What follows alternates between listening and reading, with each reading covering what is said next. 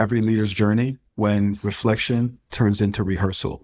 You start out wanting to grow, you ask better questions, you pay attention to your blind spots, and then slowly the mirror shifts. You stop reflecting for insight and start reflecting for optics. You learn how to sound humble instead of actually being humble. You can narrate your awareness instead of living it.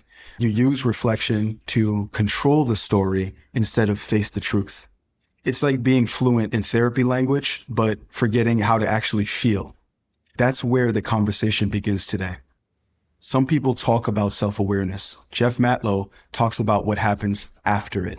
A 3-time founder, executive, and the writer of the best leadership newsletter ever. That's not just an accurate description of it, it's the actual name. He spent years helping leaders confront the hardest things to manage, themselves. He leads with clarity and sarcasm and an ability to make leadership feel human again, funny, flawed, but still worth trying to get good at. Jeff, welcome to Clarity Over Noise. I'm really glad you're here. Here's the question that's been reverberating in me lately. When does self-awareness stop being an advantage and start becoming another performance? Thanks for having me. Great to be here. And I love this question. And in fact, I love it so much, my tendency is to not even answer it. My tendency is to say, all right, we're talking about self-awareness. You tell me the answer. But I'm not going to do that because that's not the point. What I am going to do is talk about the society we're living in today and some of the crazy stuff that's happening around this, because I 100% agree with you that this is a really important point that is just going to get, I don't want to say worse and worse, but it's going to expand over the next years. And what I want to start with, I was going to start back in the 1600s with pandemics, but we're going to move back to that in a second. Let's start with social media, right? So social media, when it first came around, people were themselves online, right? You talk to your friends, you put your music up, whatever it is. We quickly realized that we can be whomever we want to be online. So all of a sudden, people started creating, consciously or not, the person they are online different than the person they are in real life. Oftentimes online might be the person you want to be. It might be a role play. You might even not know you're doing a role play. You may just selectively put stuff online that creates an image of who you want to be and not tell the other stuff. Like, a lot of us tell all the good things happening in our life online, but how many of us are actually saying the frustrations we had with our spouse that 10 minutes of the day, or the challenge we had at work, whatever it is, right? So all of a sudden we are building up all this facade that has become social media. Now I'm going back to the 1600s. So in pandemics, and the Black Plague, I believe, was around there, and the same with COVID, right? What happens in pandemics is people face mortality, right? And you realize the fragility of human life.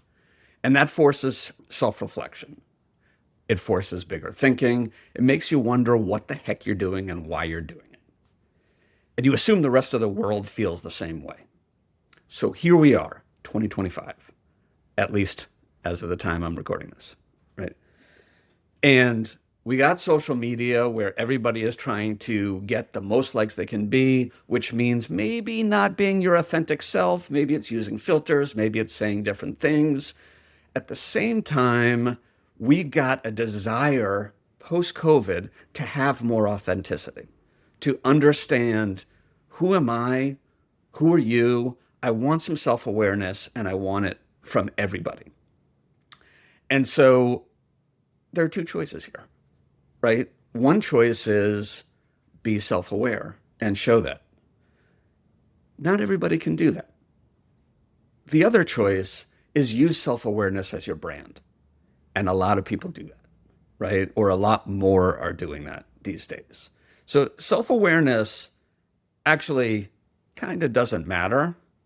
Self-change is what matters, right? You can be aware all you want, but if you're not changing, if you're not influencing someone else's life, then what are you doing with it?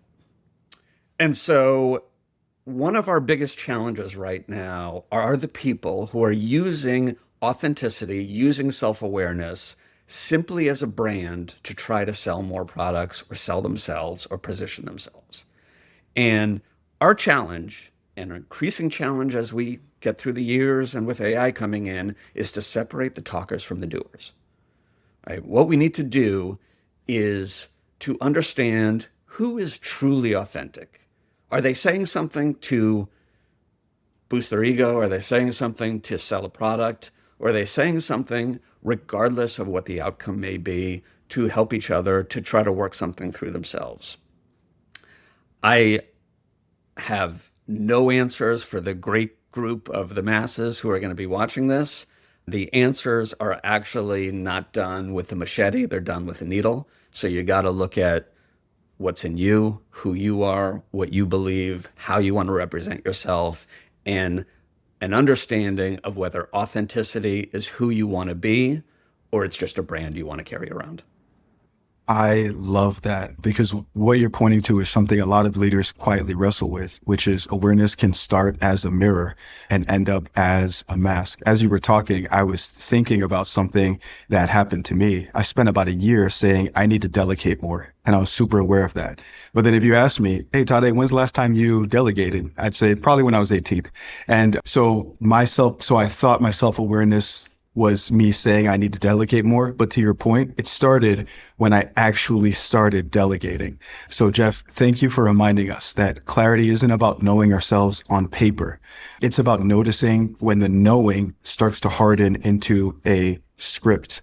This is Clarity Over Noise. One question, one take. Until next time, stay curious enough to see what's underneath.